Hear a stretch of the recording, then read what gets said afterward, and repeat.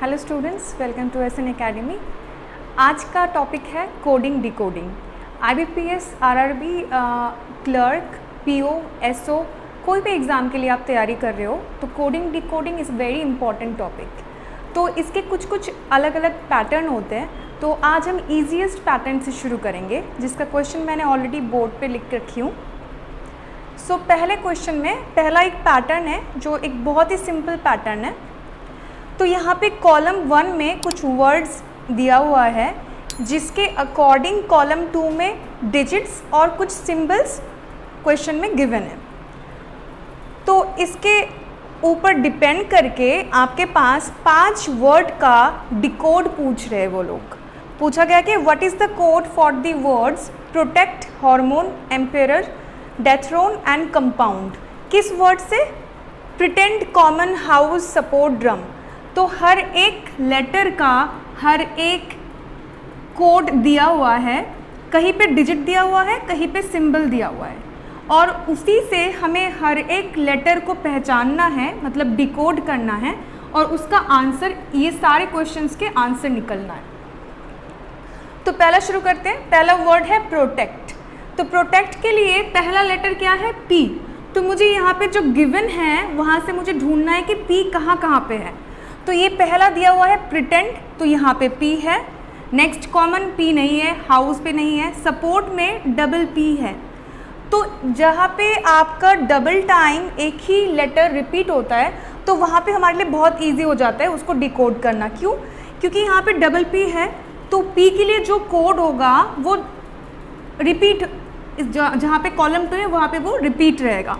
तो यहाँ पे देखते कौन सा डिजिट या कौन सा सिंबल है जो कि रिपीट हुआ है। तो मैं देख रही हूँ 3 और 3 डबल टाइम आया हुआ है 3, तो डबल पी के लिए डबल 3। तो एक बार हमें ज़रूर इसको क्रॉस चेक करना ज़रूरी है। तो एक बार हम लोग देखते हैं जहाँ पे पी है वहाँ पे 3 है कि नहीं। तो यहाँ पे प्रिटेंड हमने यहाँ पे पी को मार्क किया था, पी के लिए यहाँ पे 3 प्रेजेंट है, बट कहीं और पे नहीं है ना, क्योंकि यहाँ पे पी नहीं है तो 3 यहाँ पे भी नहीं है। हाउस यहाँ पे 3 नहीं है, यहाँ पे ड्रम जहाँ पे पी नहीं है वहाँ पे 3 नहीं है, तो डेफिनेटली पी के लिए हमारा क्या होगा? 3। नेक्स्ट लेटर है आर। तो सिमिलरली मुझे यहाँ से भी आर को डिकोड करना है। आर यहाँ पे है, राइट, यहाँ पे नहीं है, यहाँ पे नहीं है, यहाँ पे आर है और यहाँ पे भी है। तो 3 ऐसे वर्ड मिले जहाँ पे कि आर है। तो आर के लिए जो कोड रहेगा वो भी यहाँ पे प्रेजेंट होना चाहिए।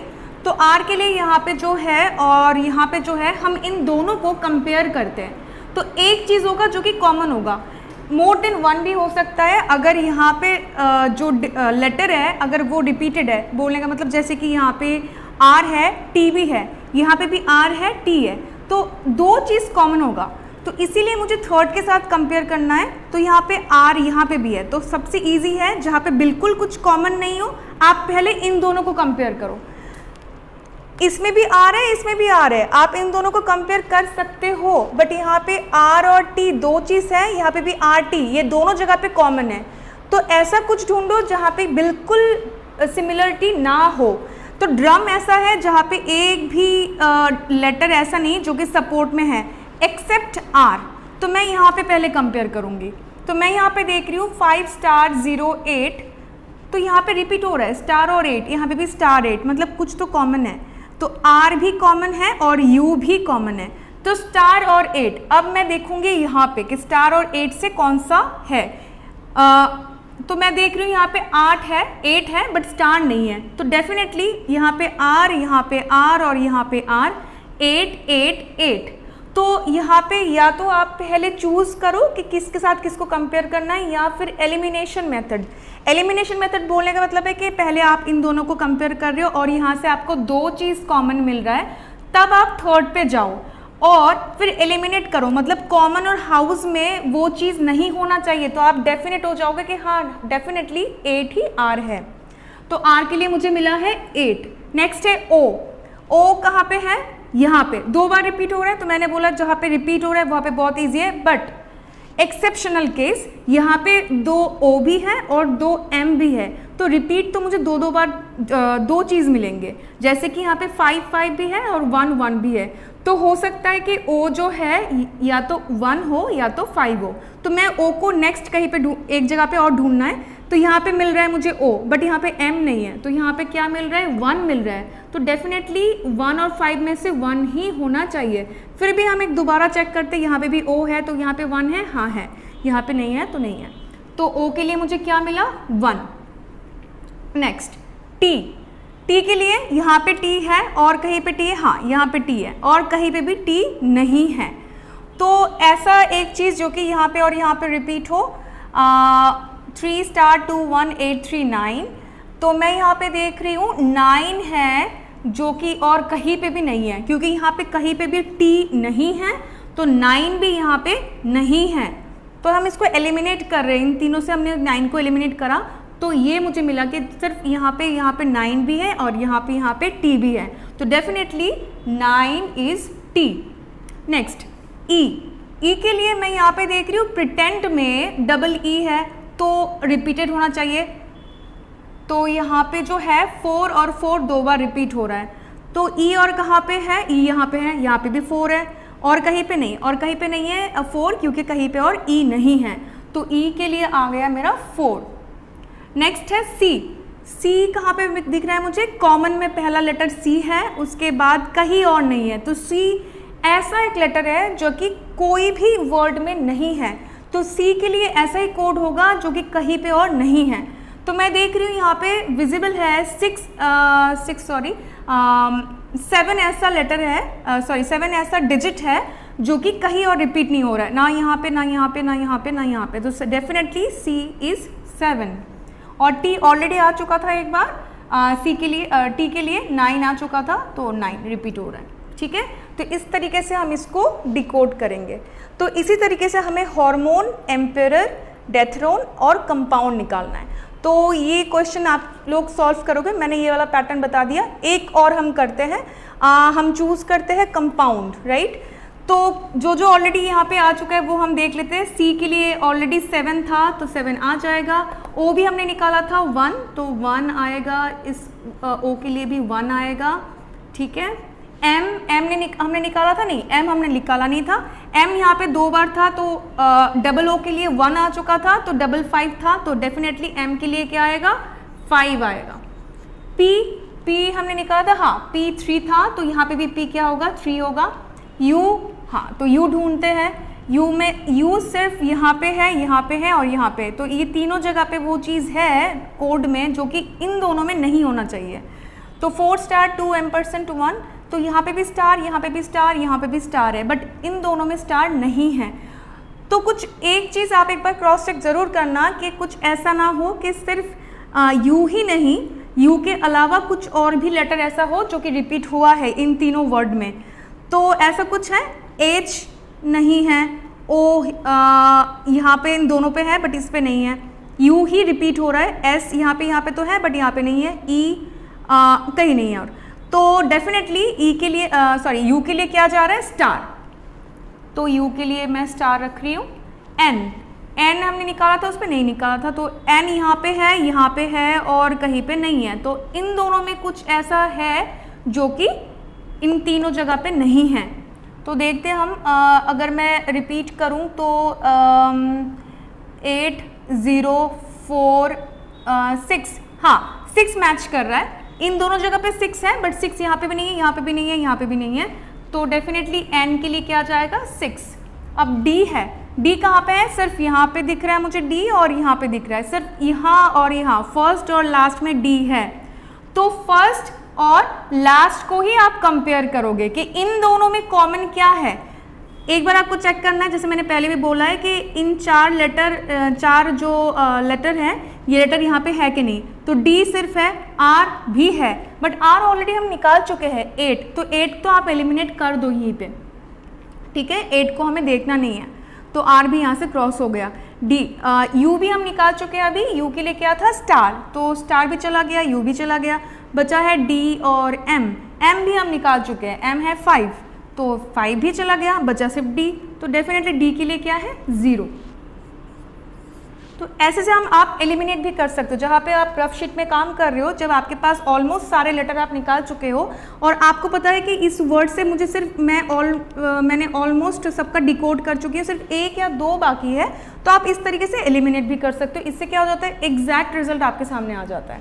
सो ये इस तरीके से आप पहला, और जैसे मैंने 5th वाला सॉल्व किया है, आपको 2nd, 3rd और 4th आपको सॉल्व करना है। नेक्स्ट एक पैटर्न हम अपन देखते हैं, उसमें जो तरीका अभी मैंने बोला है ये आरआरबी प्रिलिमिनरी के लिए बहुत इंपॉर्टेंट है। एक और पैटर्न अब हम डिस्कस करते हैं। सो बात करते हैं पैटर्न 2 की। पैटर्न 2 में मैंने थोड़ा सा टफ क्वेश्चन लिया है जो कि एग्जाम के प्रीवियस पेपर के क्वेश्चन है। सो पहला क्वेश्चन में बोला गया है, in a certain code language fantastic को उन्होंने कोड दिया हुआ है। फैंटास्टिक का हर एक लेटर का उन्होंने एक कोड दिया हुआ है और पूछा गया है then how is the word direction coded in that same language. मतलब उसी तरीके से अगर आप जिस तरह फैंटास्टिक को उन्होंने कोड किया है उसी तरीके से आप डायरेक्शन को भी कोड बनाओ। तो देखते हैं कि फैंटास्टिक को उससे कैसे बनाया। तो गिवन क्या है, SMZEBDJU एंड T। आप एक चीज़ फॉलो करो, हर एक लेटर के नीचे मैंने उसी लेटर को कोड लिखा है। ज़रूरी नहीं कि F के लिए S गिवन हो, यहाँ पे कुछ भी हो सकता है कि F के लिए T गिवन हो, C के लिए S गिवन हो, या A के लिए Z गिवन हो, कुछ भी हो सकता है। बट आप कोशिश करो जिसके लिए जितने लेटर के लिए जितना कोड दिया है वो एग्जैक्टली उसके नीचे हो। तो क्या होता है, आप जब इसका चेक करते हो बहुत ईजी बन जाता है, क्योंकि आपको रफ शीट में करना है और बहुत ही मिनिमम टाइम में आपको इसको सॉल्व करना है। तो पहला चीज़ जो है आपको पहला काम करना है वो मैंने आपको ऑलरेडी लास्ट क्लास में मैंने ये डिस्कस किया था, A to Z का आपको नंबरिंग बिल्कुल याद करना है।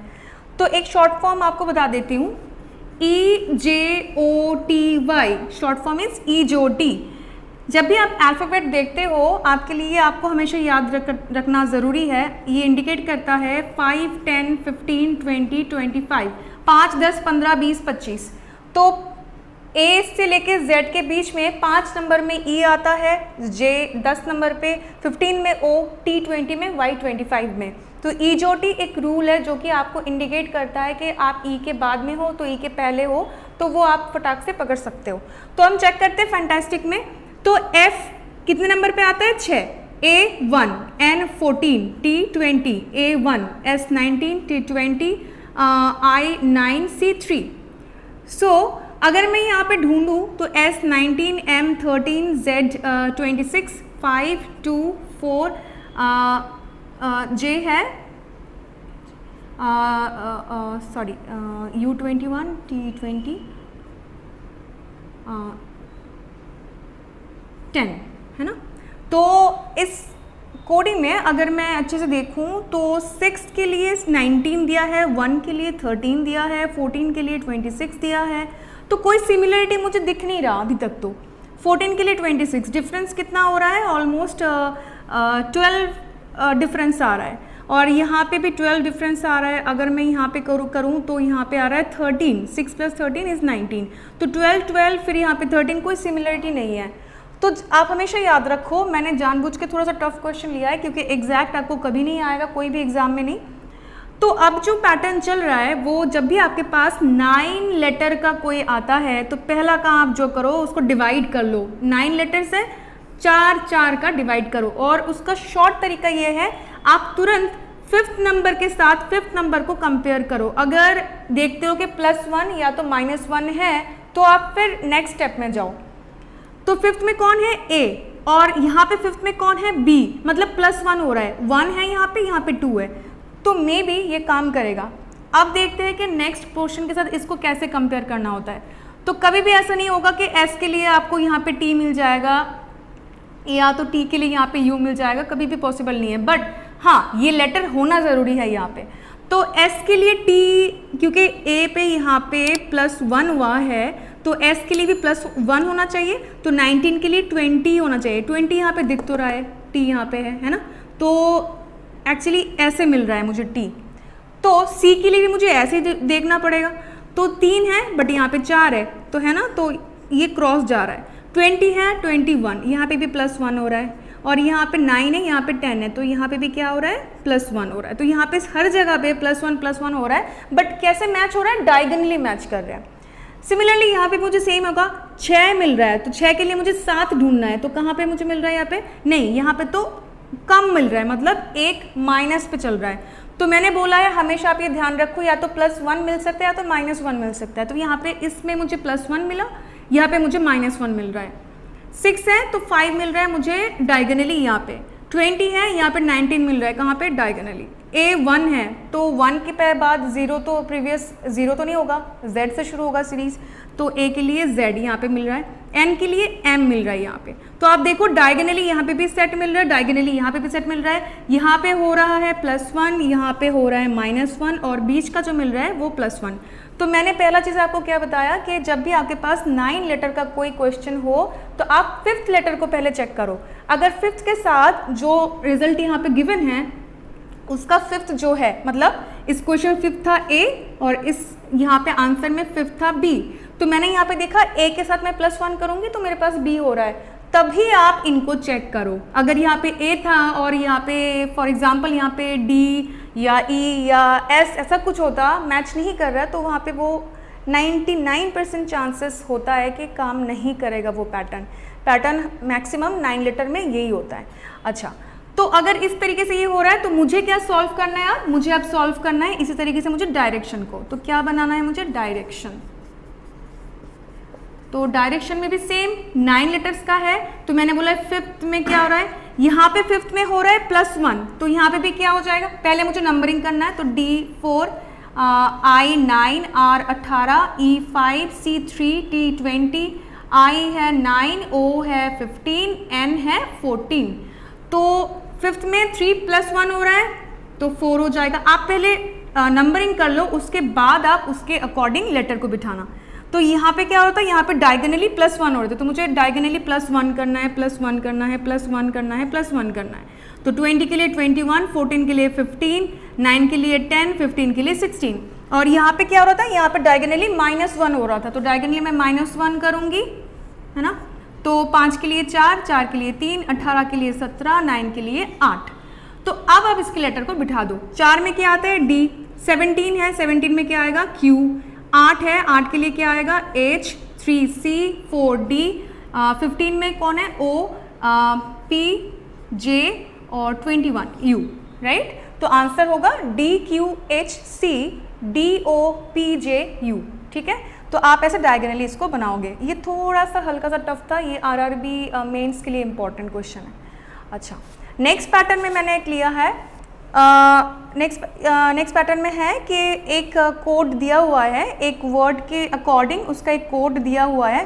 आपको तो पहले ये डिकोड करना है कि ये किस तरीके से दिया है, कि यहाँ पे हर एक लेटर के जो वैल्यू है, नंबर वैल्यू है, उसको ऐड किया गया है, मल्टीप्लाई किया गया है, सब्ट्रैक्शन हुआ है, या पैटर्न क्या है।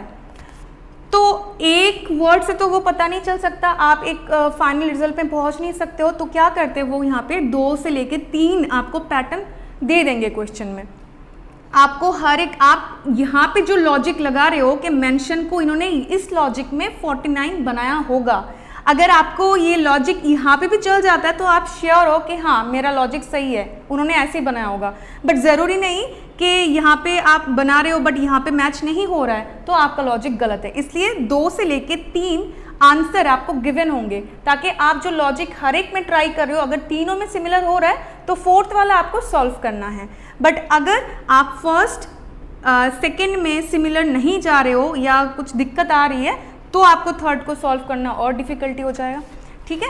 तो हम देखते हैं यहाँ पे क्या बनाया गया। तो मैंने पहला चीज़ बोला है कि आपको पहले नंबरिंग करना है। सबसे इजी तरीका जो है वो पहले नंबरिंग करके एक बार चेक कर लो, अगर नहीं होता है उसके बाद हमें कुछ अलग पैटर्न सोचना पड़ेगा। तो mention M13 E5 N14 T20 I9 O15 N14 plus करते हैं हम सबको, तो 13 5 14 20 9 15 एंड 14, 8 12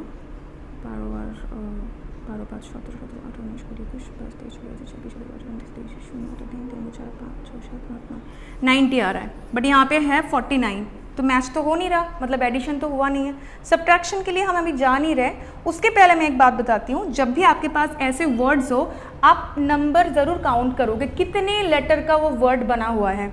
तो मेंशन पे देखो कितना है, 1 2 3 4 5 6 7। आप एक चीज़ दूसरे में आओ, दूसरे में भी देखो जो इसका रिजल्ट गिवन है वो कुछ जाना पहचाना लग रहा है। जो जब आप एग्ज़ाम पे जाओगे तो आप क्वांट्स का भी ऑलमोस्ट प्रिपरेशन लेके जाते हो, तो क्वांट्स में जब आप जाते हो तो आप स्क्वायर का टेबल और क्यूब का टेबल ज़रूर याद करते हो।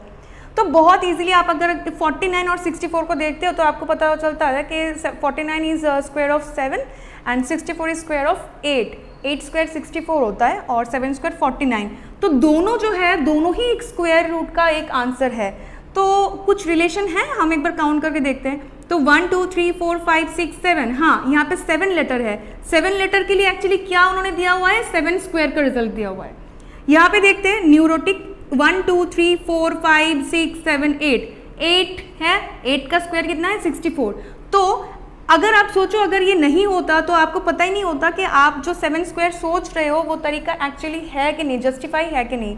बट क्योंकि इसमें भी वो सेम चीज़ जा रहा है, 7 लेटर के लिए 7 स्क्वायर दिया है, 8 लेटर के लिए 8 स्क्वायर दिया है, तो डेफिनेटली जो हम सोच रहे हैं स्क्वायर का तरीका वो डेफिनेटली राइट है।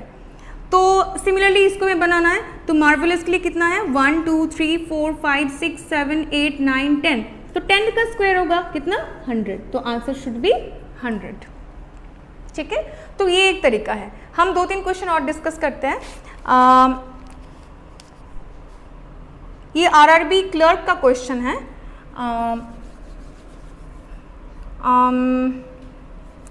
क्वेश्चन में गिवन है कि बग जो है, बग है 90, ठीक है, बग जो है वो है 90 और बोला गया है आर्म्स है 180, ठीक है, और आपको निकालना है कैडेट। ठीक है, कैडेट का आंसर क्या होगा? तो बग है 90, आर्म से 180 और कैडेट। तो मैंने हमेशा बोला है कि आप जब भी ऐसे क्वेश्चन को सॉल्व करो कोडिंग डिकोडिंग में पहला काम है नंबरिंग कर लो। तो बी के लिए कितना है 2, यू के लिए 21, जी के लिए 7, प्लस करते हैं हम 21 2 7 30। 30 के साथ अगर 90 को मैं देखूं तो 30 × 3 इज 90, ठीक है ना। तो 3 किसके लिए हम सेट कर सकते हैं, यहाँ पे 3 लेटर है, शायद 3 लेटर के लिए उन्होंने 3 को मल्टीप्लाई किया होगा, ये हम अभी सोच रहे हैं। जस्टिफाई तब होगा जब इसके साथ भी ये लॉजिक सक्सेसफुल हो जाएगा। तो आर्म्स 1 12 13 19, तो 19 13 और 13 मैं 12 + 1 एक साथ ले रही हूँ, 5 1 45। तो मैंने यहाँ पे सोचा था कि बग में 3 लेटर है इसलिए उन्होंने 3 को मल्टीप्लाई किया होगा with the addition of this 3 letters.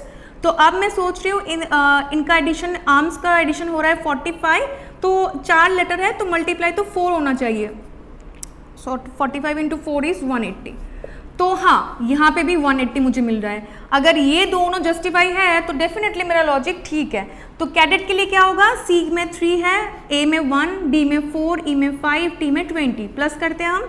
तो 4 1 4 + 1 5 5 5 10 10 और 20 30 33।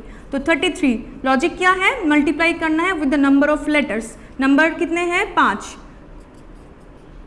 तो आंसर इज 165। ठीक है, तो पहला काम आपका हमेशा नंबरिंग होता है। एक क्वेश्चन हम और देखते हैं।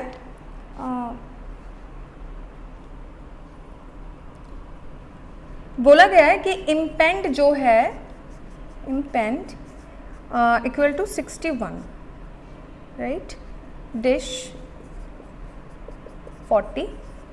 पूछा गया है कि फ्रूट का क्या होना चाहिए, फ्रूट, ठीक है। तो इम्पेंड पहला काम है नंबरिंग करना, I 9 13 16 5 14 एंड 4। डिश में क्या है 4 9 19, एज है 8। फ्रूट में क्या है 6 18 21 9 एंड 20। जिस स्पीड में मैं कर रही हूँ आपको उसी स्पीड में सॉल्व करना है क्योंकि numbering is very important. Okay, तो 61 नंबर देख के लग रहा है हो सकता है कि इसका एडिशन हो, तो हम पहला काम जो करेंगे वो है एडिशन करेंगे। तो 13, 16, 9, 5, 14 एंड 4 एडिशन करते हैं। 9, 18, 18,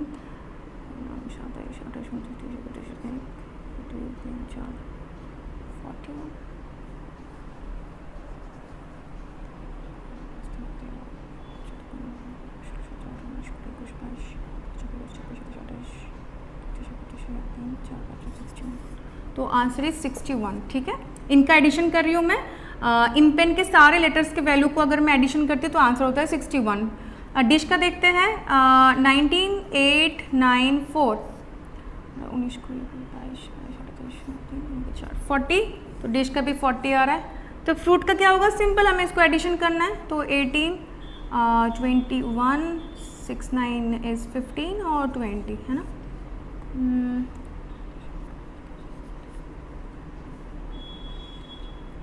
74। ठीक है, तो फ्रूट का आंसर होगा 74। यहाँ पे कुछ नहीं था, सिंपल क्वेश्चन है। आरआरबी प्रिलिमिनरी में ऐसा क्वेश्चन आ सकता है, बिल्कुल सिंपल। आपको इसको पहले नंबरिंग करना है और उसका एडिशन देना है, और कुछ नहीं है।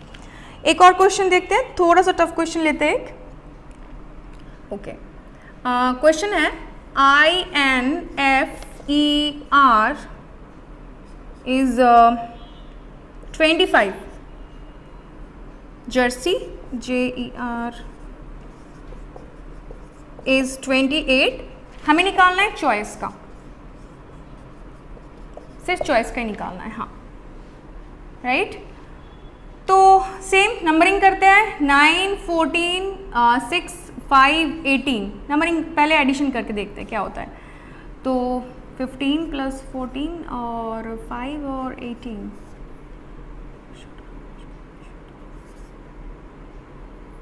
52। अच्छा, और उन्होंने क्या दे के रखा है 25। तो मुझे ऐसा लगता है शायद यहाँ पे रिवर्स दिया होगा, मतलब इनका एडिशन करने के बाद जो रिजल्ट आ रहा है, आप अगर देखो तो राइट का लेफ्ट कर दिया, लेफ्ट का राइट कर दिया। 52 आ रहा है आंसर, पर उन्होंने तो 25 लिखा है। Maybe I am wrong, तो एक बार यहाँ पे दोबारा चेक करते हैं। J 10, E 5, R 18, 19, 5 and 25 addition करते हैं। 18, 15, 19 एंड 30।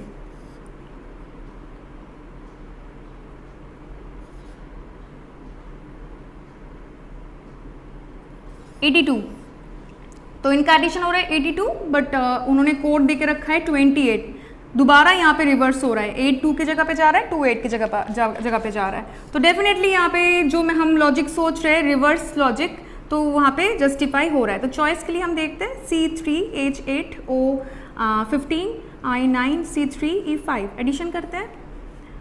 8 + 3 11, तो 15, 11, 9 + 3 is 12 और 5, 43। तो आंसर शुड बी 34। ठीक है, आंसर आ रहा है 43, तो मुझे लिखना है 34। ये चीज़ आप बिल्कुल एग्जाम में ख्याल रखो कि जैसे कोड दिया है आपको वैसे ही आंसर लिखना है। जो आपके पास मल्टीपल चॉइस रहेंगे, आपको एग्जैक्टली सेम तरीका ही अपनाना है कि आप कौन से आंसर को मार्क कर रहे हो। ऑप्शन में ज़रूर वो आपको कंफ्यूज करेंगे, ऑप्शन में ज़रूर 43 भी रहेगा और 34 भी रहेगा। तो आपको डेफिनेटली ये पैटर्न वाइज ही आपको आंसर करना है। ठीक है, तो ऐसे कुछ क्वेश्चंस जो मैंने आज क्वेश्चन आप अभी तक जितना हमने डिस्कस किया, वहाँ पे एक चीज़ तो आपको बिल्कुल पता चल गया होगा कि कोडिंग डिकोडिंग का पहला काम जो है वो है नंबरिंग करना और एलिमिनेट मेथड और कनेक्ट करना और करेक्शन करना। तो बहुत इंपॉर्टेंट पैटर्न है जो मैंने आज डिस्कस किया।